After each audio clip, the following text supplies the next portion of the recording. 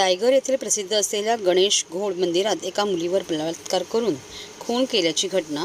मंदिर सांभाळण्यासाठी उत्तर प्रदेशहून आलेल्या पुजाऱ्यांनी केला बलात्कार.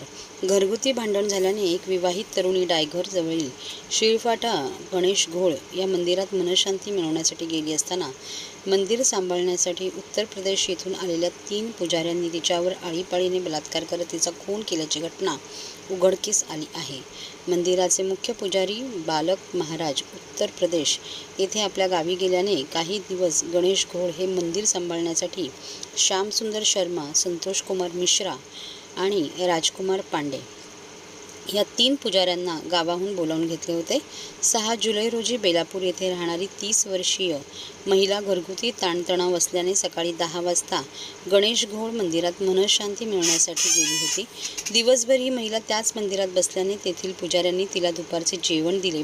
त्यानंतर संध्याकाळचा चहा देताना या चहामध्ये भांगेची गोळी मिसळून दिली. हा चहा प्यायल्यानंतर मुलीची शुद्ध हरपली आणि रात्रभर ही महिला या मंदिरातच राहिली. दरम्यान या 3 पुजाऱ्यांनी आळीपाळीने तिच्यावर बलात्कार केला. पहाटे शुद्ध आल्यावर या महिलेच्या ही गोष्ट लक्षात आल्यानंतर तिने आरडाओरडा करण्यास सुरुवात केली. मात्र आपले बिंग फुटेल हे पुजाऱ्यांना समजतात त्यांनी तिला मारहाण करीत जमिनीवर आपटली आणि तिचा खून केला. त्यानंतर तिचा मृतदेह मंदिराच्या बाजूला असलेल्या जंगलात फेकून दिला. 2 दिवसांनी मंदिरात गेलेल्या एका भक्ताला डोंगरावर जंगलात पडलेला तिचा मृतदेह दिसला. या संदर्भात त्यांनी पोलिसांना माहिती दिल्यानंतर तात्काळ पोलीस घटनास्थळी दाखल झाले. CCTV तपासल्यानंतर पोलिसांना पुजाऱ्यांचा संशय आला.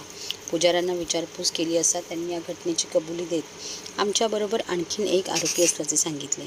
मात्र घटना पोलीस स्थानकात जाताक्षणी आरोपीने मुंबई येथे पळ काढण्याची माहिती देखील इतर 2 पुजाऱ्यांना दिली. त्यानंतर पोलिसांनी आपली सूत्रे हलवत शर्मा याला चिता कॅम्प ट्रॉम्बे येथून अटक केली. दरम्यान श्यामसुंदर शर्मा, संतोष कुमार मिश्रा, राजकुमार पांडे या 3 आरोपींना ताब्यात घेतले. अधिक तपास दायगर पोलीस करत आहेत. मंगळवारी दुपारच्या वेळेस पोलीस स्टेशनमध्ये एका इस्मानी खबर दिली की मंदिरामध्ये एका घोड मंदिर गणपतीचं मंदिर आहे तिथे दर्शनासाठी गेला होता आणि त्याला एका महिलेची तिच्या मृत अवस्थेतली बॉडी दिसून आली. तर त्या खबरेच्या आधारावर आम्ही तपास सुरू केला. ती महिला जी होती तिची ओळख पटवणं हे महत्त्वाचं होतं आणि NRI पोलीस स्टेशनमध्ये एक मिसिंग आम्हाला निष्पन्न झालं आणि त्याच्यावरनं तिथे ओळख पटलेली आहे. त्यानंतर खुनाचा तपास चालू झाला. तांत्रिक तपास आणि गोपनीय माहिती आधार आणि मंदिरामध्ये जे सेवेकरी म्हणून काम करत होते तात्पुरत्या स्वरूपात त्यांच्यावर कॉन्सन्ट्रेशन केलं आणि इंट्रोगेशनमध्ये असं निष्पन्न झालं की त्यांनी तिच्याबरोबर संभोग करून तिचा खून केलेला आहे आणि त्यानंतर मग त्या ठिकाणी आम्ही ताब्यात घेतलं. तर ही जी कामगिरी केलेली आहे त्याच्यासाठी आमचे पोलीस अधीक्षक, पोलीस कमिशनर साहेब बेंद्रे साहेब, पोलीस आयुक्त चव्हाण साहेब आणि अपर पोलीस आयुक्त देशमुख साहेब, ACP कोळेकर साहेब आणि संदीपान शिंदे यांनी मार्गदर्शन केलेलं आहे सिनियर DI.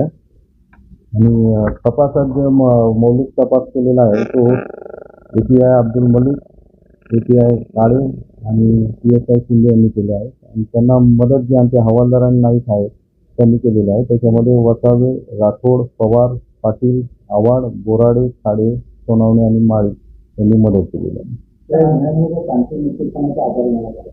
हो, तांत्रिक विश्लेषणाचा आधार घेतलेला आहे आणि गोपनीय माहितीच्या आधारे.